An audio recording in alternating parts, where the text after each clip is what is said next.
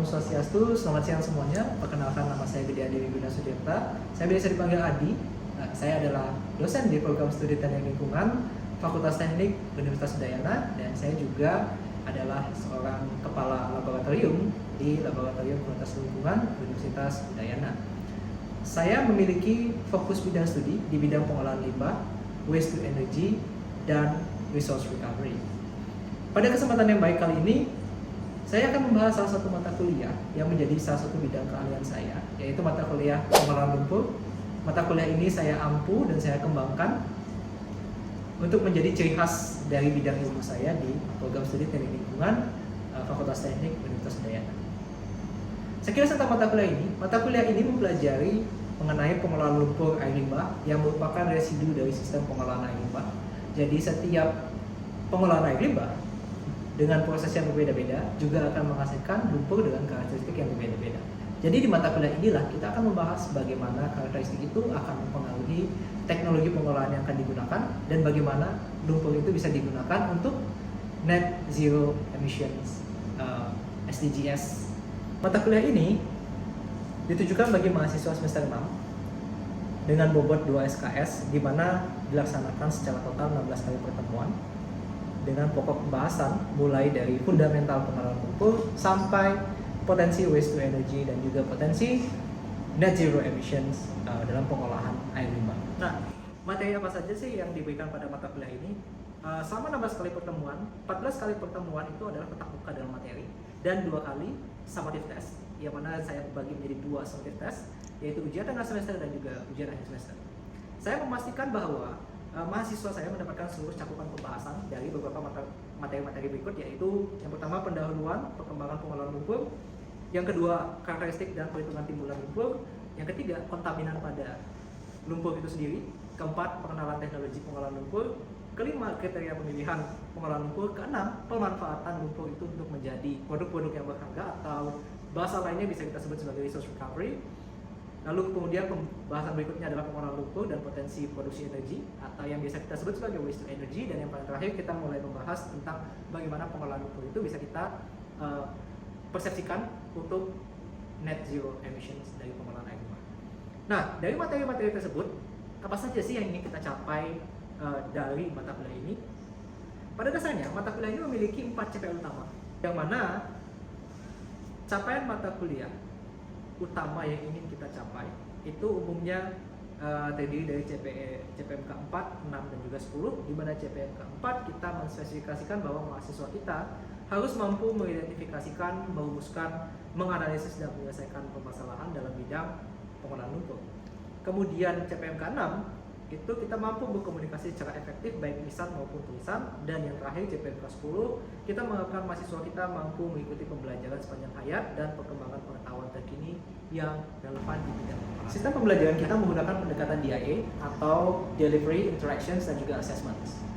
Yang pertama, parameter pertama yaitu delivery, yaitu parameter yang memperlihatkan bagaimana kita bisa menyampaikan materi kepada mahasiswa, di mana pada sistem delivery ini sistem perkuliahan mata kuliah pengolahan lumpur itu dilakukan secara offline, yaitu tatap muka di kelas, dan juga bisa juga secara online via Online Academic Service for E-Learning atau OASE Universitas Udayana. OASE ini saya gunakan untuk pengumpulan dan penilaian tugas, terutama tugas kelompok, tapi juga umumnya di tugas individu. Lalu kemudian untuk referensi, saya menggunakan 2 jenis referensi, yaitu referensi baru dan juga referensi lama dalam menyusun materi kuliah saya. Yang mana untuk referensi lama itu saya menggunakan 6 referensi utama. Yang pertama adalah Anderoni dari bukunya yang berjudul Sludge Treatment and Disposal, kemudian Eckenfelder, Heinz, Sawyer, Strande, Chobanoglu, dan McCaffrey. Referensi lama itu saya gunakan untuk membahas bagaimana dasar-dasar fundamental karakteristik lumpur dari proses pengolahan air limbah yang berbeda-beda, dan bagaimana pada saat itu lumpur itu diolah di tahun-tahun tersebut. Lalu kemudian materi ini dengan menggunakan referensi lama ini sangat berguna untuk memberikan gambaran pemahaman dasar kepada mahasiswa bagaimana dasar proses dari pengolahan lumpur, dasar operasi dari pengolahan lumpur, dan logika desain dari instalasi pengolahan lumpur tersebut. Sedangkan untuk referensi baru, mayoritas referensi yang saya ambil itu adalah dari publikasi saya sendiri di jurnal reputasi internasional, yang mana tujuannya adalah untuk memberikan mahasiswa gambaran mengenai bagaimana sih perkembangan pengolahan lumpur terkini, gitu ya, dan potensi-potensi produk berharga yang dapat dihasilkan dari bioproses lumpur tersebut. Ini merupakan adalah riset saya yang saya gunakan sebagai referensi. Lalu kemudian parameter selanjutnya adalah interactions. Jadi interaksi dengan mahasiswa umumnya saya lakukan dengan diskusi aktif di dalam kelas, di mana saya lebih dulu menguji pengetahuan awal mereka terkait topik yang kita diskusikan. Lalu kemudian saya juga memberikan mereka kebebasan untuk membahas materi pada artikel ilmiah jurnal reputasi internasional yang sudah mereka baca sebelumnya yang berkaitan dengan ruang lingkup materi pengolahan lumpur. Selain itu saya juga sebenarnya terbuka dengan diskusi di luar kelas, termasuk bimbingan untuk riset mahasiswa ya, yang berkaitan dengan materi pengolahan lumpur. Kemudian yang terakhir adalah assessment. Assessment berupa penilaian itu dilakukan secara berkelanjutan dengan mempertimbangkan faktor-faktor berikut atau subjek-subjek berikut ini, yaitu partisipasi mahasiswa, diskusi, tugas kelompok atau tugas individu, quiz, UTS, dan UAS. Dikarenakan mata kuliah ini memegang prinsip outcome based education atau OBE yang diterapkan pada mata kuliah ini, saya memberikan penilaian terbesar saya kepada tugas kelompok sebesar 40%. Yang mana tugas kelompok ini dirancang untuk dapat diselesaikan selama 12 kali pertemuan. Berikut adalah video pembelajaran mata kuliah pengolahan lumpur pada pertemuan ke-15 yang membahas materi pengolahan lumpur dan potensi energi yang dihasilkan terutama di bidang microbial fuel cells. Selamat menyaksikan. Oke, selamat pagi. Jadi semua selamat datang di mata kuliah pengolahan lumpur. Ini adalah salah satu materi dari pengolahan lumpur ya, dan dibahas di pertemuan ke-14-15. Jadi setelah UTS di pertemuan ke-9, 10 itu kita sudah membahas advanced treatment untuk pengolahan lumpur. Dan salah satunya adalah microbial fuel cells. Ya. Mungkin teman-teman di sini ada yang sudah tahu apa itu microbial fuel cells? Ada yang tahu? Ya. Jadi microbial fuel cells itu sebuah bahan bakar yang dari mikroorganisme dan mungkin memang dari beberapa penelitian yang saya baca itu ada yang menghasilkan listrik namun belum dalam skala yang besar. Oke, itu menarik ya. Jadi microbial fuel cells itu adalah salah satu reaktor atau salah satu unit pengolahan yang bisa kita gunakan untuk mengkonversi biomasa menjadi energi listrik. Ya. Cuman karena dia membutuhkan elektroda di sana. Ya, elektroda itu berupa anoda dan juga katoda. Ya. Jadi nanti di anoda itu bakal ada proses biologis di sana. Ya, dari proses biologis itu nanti akan melepaskan elektron. Ya. Mungkin kalian di kimia dasar sudah belajar kimia organik, ya, gimana glukos itu kan nanti dikonsumsi sama mikroorganisme kan, dikonsumsi mikroorganisme nanti dia bakal melepaskan menjadi yang paling kecil itu menjadi asetat, ditambahkan H2O, ya kan, air dan juga elektron. Elektron itu nanti bakal ditarik sama anoda. Ya kan? Dari anoda itu nanti bakal mengalir ke katoda. Nah, sirkuit aliran dari anoda ke katoda itu nanti akan menghasilkan energi listrik. Gitu ya. Nah, kita akan bahas tentang itu. Jadi dalam pengolahan lumpur kita punya dua paradigma, yaitu paradigma lama dan juga paradigma baru, gitu ya. Nah, paradigma lama dalam pengolahan lumpur itu biasanya seperti yang sudah mungkin kalian pelajari di PWPAL atau mungkin di lokasi gitu ya. Ada yang namanya thickening. Ya, thickening itu pemadatan. Jadi sludge itu dipadatkan pertama. Setelah itu dikumpulkan dulu, dipadatkan dulu, baru kemudian dikeringkan di water. Ya, jadi itu pengolahan yang paling paling simpel dan yang paling sering digunakan.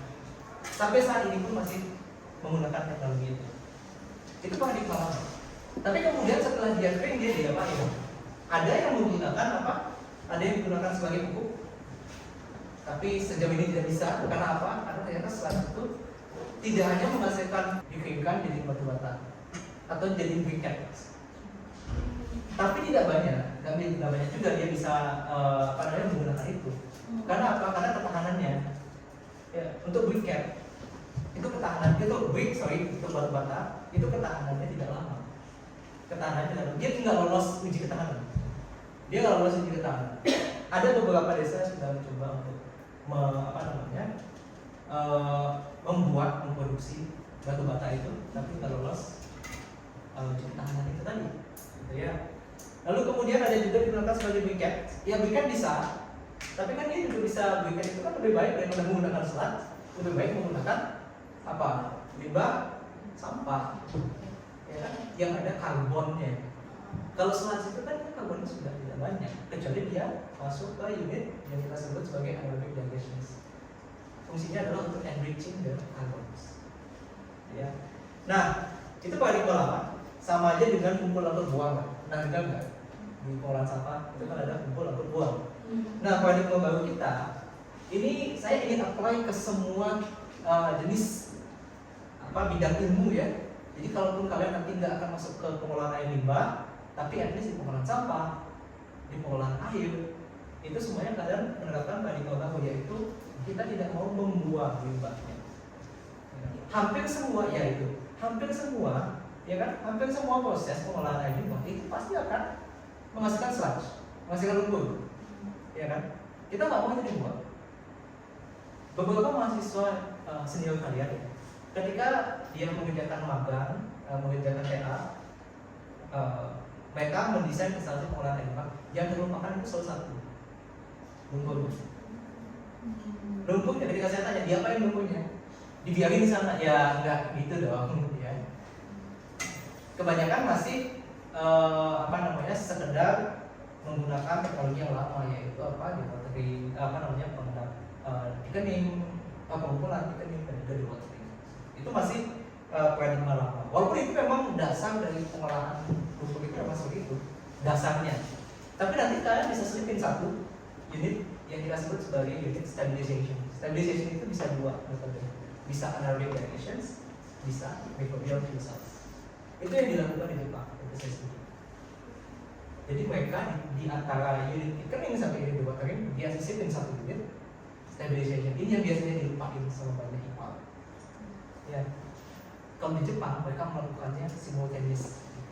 Jadi mereka ada satu unit stabilization, anaerobic digestion, atau mungkin microbial fuel cells. Ya.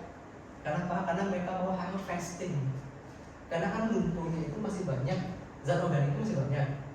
Karbonnya memang tidak sebanyak kalau kita pakai substrate yang tinggi karbon, misalkan kayak yang ada di alam, natural, misalkan kelapa dan lain sebagainya. Memang tidak terlalu tinggi itu, tapi bisa kita enriching. Ya.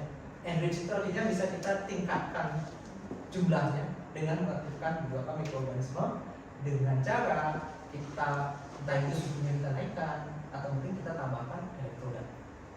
Elektroda itu nanti bakal shifting the pathway. Jadi kayak bagaimana mereka menghasilkan energi itu akan berubah sistemnya. Ketika kita lakukan intervensi, entah itu dengan suhu, penambahan material, penambahan elektroda, nah itu akan berubah sistem di dalamnya. Ya, sistem bagaimana karbon itu diolah di dalam unit pengolahan. Tapi cuma tetap kalau misalkan kalian mau memanfaatkan anaerobic digestion dan microbial fuel cells, at least rasio karbon per nitrogennya itu harus 20 kali. Karbonnya harus 20 kali lebih banyak daripada nitrogen. Kalau nggak gitu, mikroorganismenya bakal mati. Karena banyak yang nggak tahan sama amonia, banyak yang nggak tahan sama nitrogen. Nitrogen itu datangnya dari mana? Dari protein. Dari protein ya, asam amino. Nah, ini mungkin kalau kita sebut microbial fuel cell itu sebagai baterai, ya, baterai mikroba. Ya, nama lainnya itu baterai mikroba. Ya. Nah, kalau kita lihat di sini, kalian bisa lihat perbandingannya ya, baterai dengan baterai atau fuel cell biasa dengan microbial fuel cells, di mana katalisator dari baterai itu pada dasarnya menggunakan logam, ya kan, kadmium, Tb, ya kan, dua itu merupakan logam berat yang mahal dan disposalnya juga, ya. Kalau di microbial fuel cell kita menggunakan bakteri. mikroorganisme. Seperti yang ada di kotoran sapi, ya kan? Lalu kemudian bahan bakar utamanya kalau untuk baterai itu hidrogen atau bahan kimia, sementara mikrobiota menggunakan limbah organik. Sementara kondisi operasi, nah, ini sama kurang lebih. Kemudian produk sampingannya karbon dioksida. Sementara kalau untuk fuel cells biasa atau baterai biasa itu biasanya polusi. Ya kan? Karena kemana baterai itu setelah digunakan? Dibuang kan? Iya. Dibuang.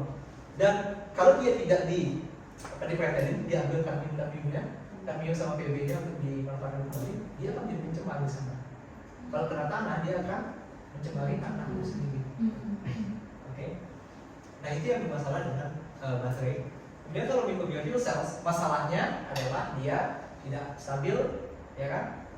Dia tidak terlalu stabil, dia membutuhkan makanan, ya kan? Mikroorganisme membutuhkan makanan dan membutuhkan katalisator dan membutuhkan apa namanya tuh sesuatu yang membantu dia prosesnya berjalan secara simultaneous lah, berjalan secara berkelanjutan gitu.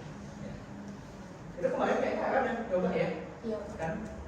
Dapat 0,9 volt ya, Iya. tegangan sampai 0,9 volt, resistensinya 1 kilo ohm, ya kan?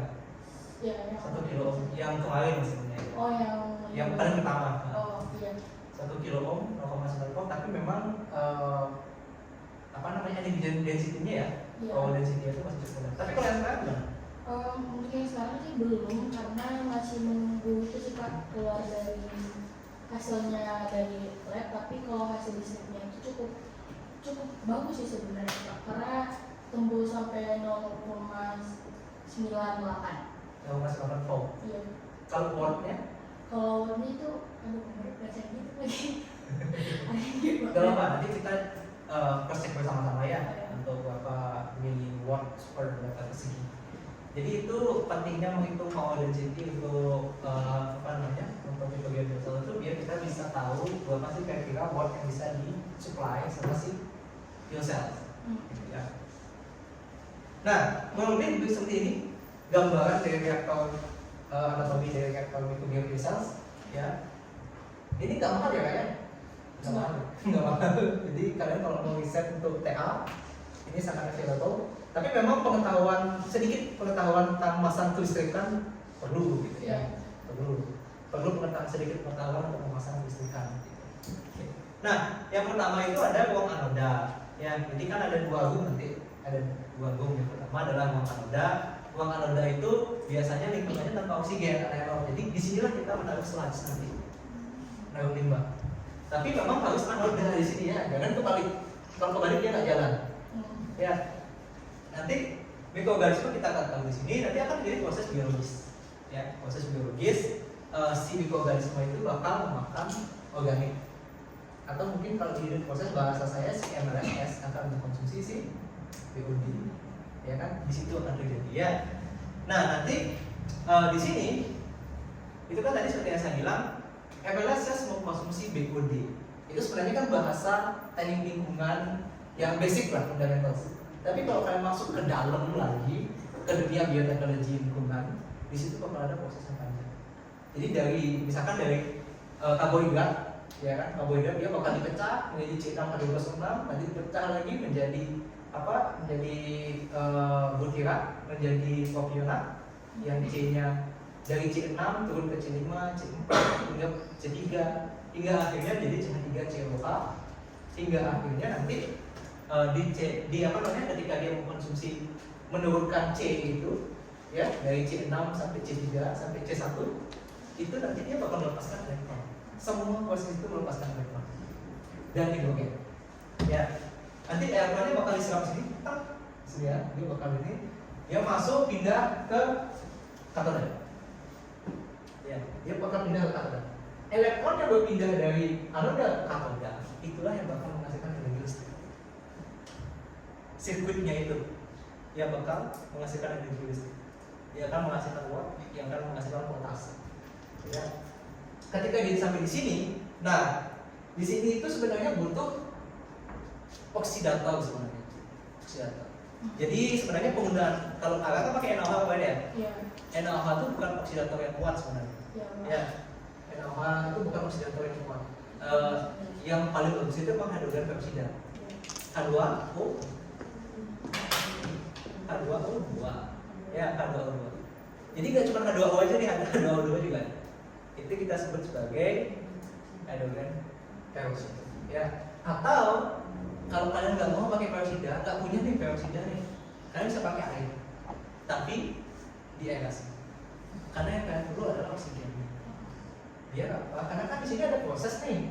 Kalau E-nya bakal ketangkep di sini, dia bakal jalan ke sini jadi energi. Hidrogennya itu dia bakal nyebrang nih. Ini jembatan garam. Jembatan garam itu biasanya kita pakainya brine. Brine itu kalau bahasa Indonesianya air yang datang dari laut, air yang salinitasnya tinggi. Itu namanya brine atau seawater. Atau biasanya ya simply pakai NaCl, gitu ya. Nanti hidrogen bakal nyebrangin ke sini, masuk ke sini. H plusnya bakal mengikat oksigen menjadi H2O. Ya, jadi seperti itu. Nah kalau untuk anoda itu biasanya kita pakai karbon. Kemarin kita pakai apa? Anoda? Kemarin saya nyobanya pakai seng sih Pak. Seng. Iya seng. Oh. Elektroda yang sama. Kalau anodanya pakai apa? Dua-duanya. Kemarin saya. Dua-duanya pakai seng. Iya. Oh. Dua-duanya. Cuman yang di ujian kedua itu saya pakai elektroda grafit Pak. Oh, oke, pakai grafit. Oke. Ya. Oh iya bisa pakai grafit juga. Biasanya pakai karbon ya, karbon. Iya. Oke. Nah seperti itu ada gambaran mikrobiota. Ada yang mau tanya? Terkait ini? Aman? Oke, lanjut ya. Nah, ini nih gambaran prosesnya kurang lebih seperti ini. Ya, kurang lebih prosesnya seperti ini. Jadi yang pertama, si mikroorganisme itu bakal mencerna molekul limbah gitu ya. Nanti dia bakal hasil akhirnya itu adalah karbon dioksida, proton dan elektron gitu ya. Nanti elektron itu bakal melewati sirkuit tadi menghasilkan energi listrik. H+ itu bakal berikatan dengan O2 menjadi H2O. Itu kurang lebih gambaran dari bioproses yang ada di microbial cells MFC. Oke. Kalau MFC itu lebih simpel ya pemahamannya. Ya, karena sebenarnya lebih ready juga digunakan daripada anaerobic digestion. Ya, anaerobic digestion itu proses bioprosesnya lebih panjang, lebih kompleks. Ya, dan juga kebutuhan reaktornya itu juga lebih complicated, lebih sulit untuk di-maintain. Dia butuh temperatur. Dia butuh temperatur at least 35, 37. Anaerobic digestion. Di bawah 35 dia bakal hidup mati gitu. Biogasnya maksudnya ya. Karena anaerobic digestion itu hanya menghasilkan biogas. Ya. Sementara kalau mikrobiota sebenarnya Kalau misalnya lebih 37. kalau lebih 37 bisa. Penelitian saya kan di 45 waktu saya STK. Gini, dia bahkan bisa sampai 55 ke atas. 55, 60. Tapi ada perbedaannya Pak dari suhunya itu. Perbedaan biogasnya. Kalau biasanya lebih tinggi suhunya, itu biogas yang dihasilkan lebih banyak. Lebih besar. Karena apa? Karena si serat-serat makanan, serat-serat limbah, ketika di suhu tinggi itu bakal lebih selulosanya lebih gampang pecah, terbuang. Ya kan? Jadi mikroorganisme lebih cepat dia mengkonsumsi. Maka dari itu mikroorganisme hidrolisis sama metabogenesis bekerja jauh lebih cepat di suhu tinggi.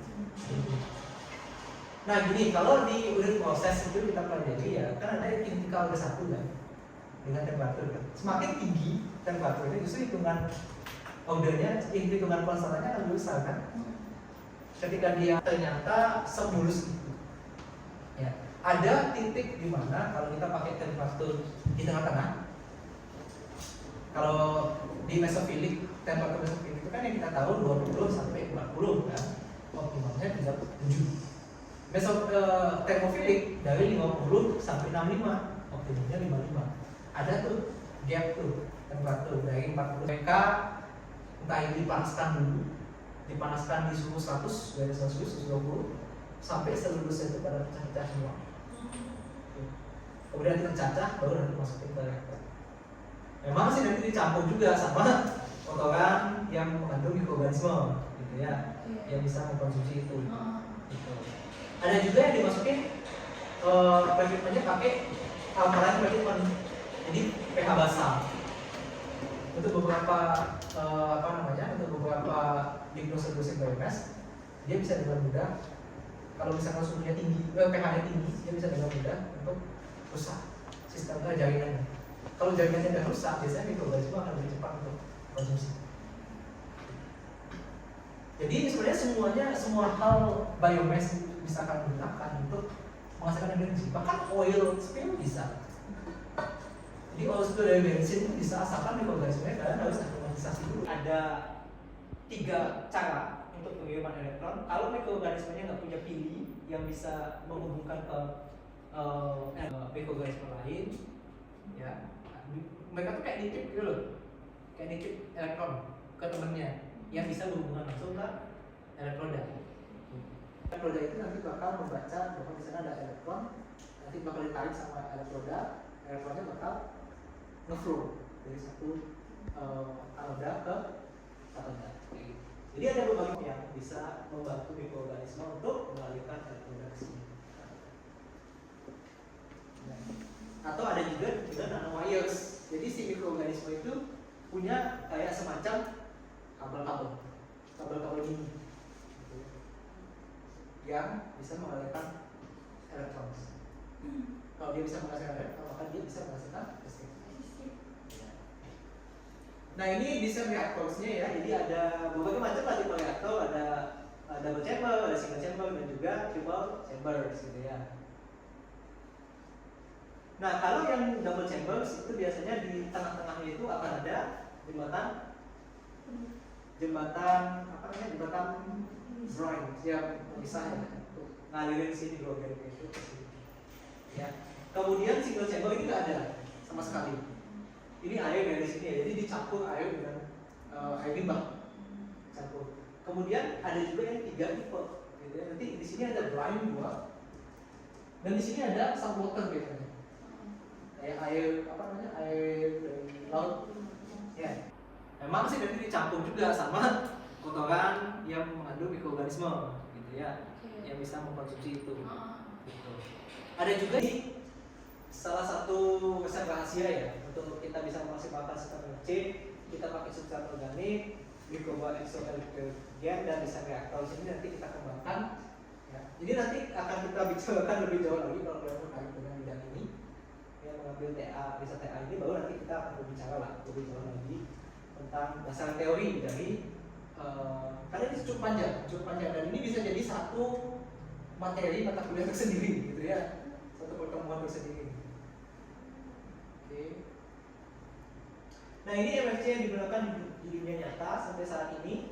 Ada yang sudah digunakan untuk pengolahan air limbah, ada juga yang digunakan untuk namanya sekedar menggunakan teknologi yang lama, yaitu apa, tadi yang biasanya kita akan menghubungi mahasiswa, bisa nggak untuk ngerjain saya ini, gitu. Tapi memang mencari funding itu sulit, ya, karena persaingannya banyak. Oke, terima kasih semuanya karena sudah hadir.